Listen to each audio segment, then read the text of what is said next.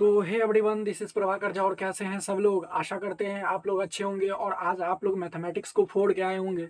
तो आज जैसा कि मैंने क्वेश्चन पेपर को देखा है, मैथमेटिक्स के क्वेश्चन पेपर को देखा, उसमें मैंने एनालिसिस किया है कि क्वेश्चन का जो लेवल था, क्वेश्चन का जो पैटर्न था, वो थोड़ा सा इजी टू मॉडरेट लेवल में था। मतलब कि अगर मैं बात करूँ ऑब्जेक्टिव की, तो ऑब्जेक्टिव जो था वो थोड़ा सा इजी टू मॉडरेट लेवल में था। मतलब कि कुछ क्वेश्चंस ऐसे भी थे जो डायरेक्ट फार्मूला से पूछे गए थे, डायरेक्ट फार्मूला बेस्ड क्वेश्चन थे। और कुछ क्वेश्चंस ऐसे थे ऑब्जेक्टिव में जो थोड़ा सा मॉडरेट लेवल के थे, मतलब थोड़ा सा कैलकुलेशन टाइप था। तो और अगर मैं सब्जेक्टिव की बात करूं तो सब्जेक्टिव थोड़ा सा मॉडरेट टू हाई लेवल में था। मैं ये नहीं कहूंगा कि वो बहुत ही ज्यादा इजी था, नहीं, थोड़ा सा मॉडरेट टू हाई लेवल में था सब्जेक्टिव मैथमेटिक्स का। तो मैं ये दावे के साथ कह सकता हूँ कि बहुत सारे स्टूडेंट्स अच्छा से करके आए होंगे, अच्छे से बना करके आए आए होंगे।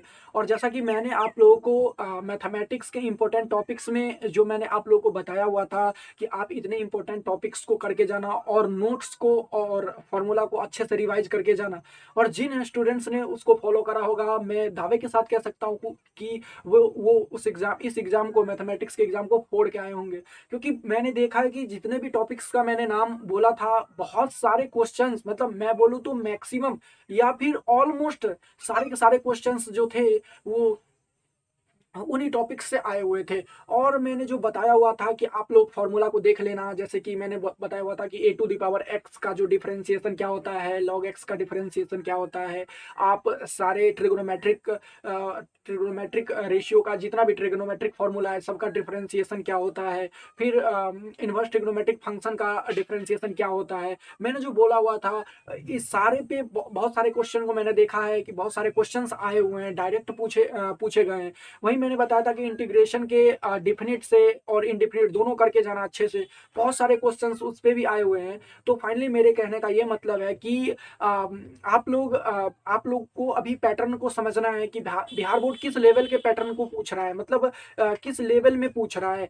तो जैसे कि अगर मैं बात करूं, अगर मैं आपसे क्वेश्चन के पैटर्न के बारे में बात करूं, तो जो मेरा व्यू है, मतलब मैंने जो एनालिसिस किया है ऑब्जेक्टिव एंड सब्जेक्टिव के लिए, तो मुझे जो लग रहा है वो ऑब्जेक्टिव के लिए, जैसे कि ऑब्जेक्टिव का जो पैटर्न था वो थोड़ा सा इजी टू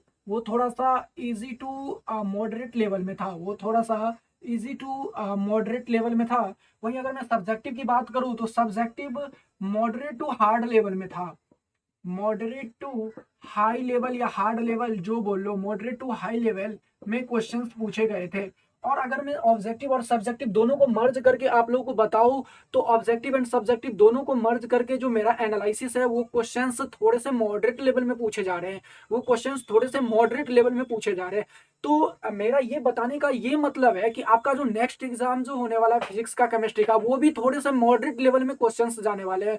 क्वेश्चन का जो पैटर्न होगा वो थोड़ा सा मॉडरेट लेवल में होगा, तो उस हिसाब से आप लोगों को प्रिपरेशन करके जाना है। जैसा कि आपने मैथमेटिक्स में देखा है कि मैथमेटिक्स में बहुत सारे क्वेश्चंस चेन रूल पे पूछे गए थे, बहुत सारे क्वेश्चंस डिफरेंशिएशन के फॉर्मूला पर पूछा गया था, बहुत सारे क्वेश्चंस इंटीग्रेशन के प्रॉपर्टीज, डिफिनिट का जो प्रॉपर्टीज है उस पे पूछा गया था, मल्टीप्लीकेशन ऑफ मैट्रिक्स पे पूछा गया था, डिटर्मिनेंट पे पूछा गया हुआ था, फिर डायरेक्शन कोसाइन पे, डायरेक्शन रेशियो पे।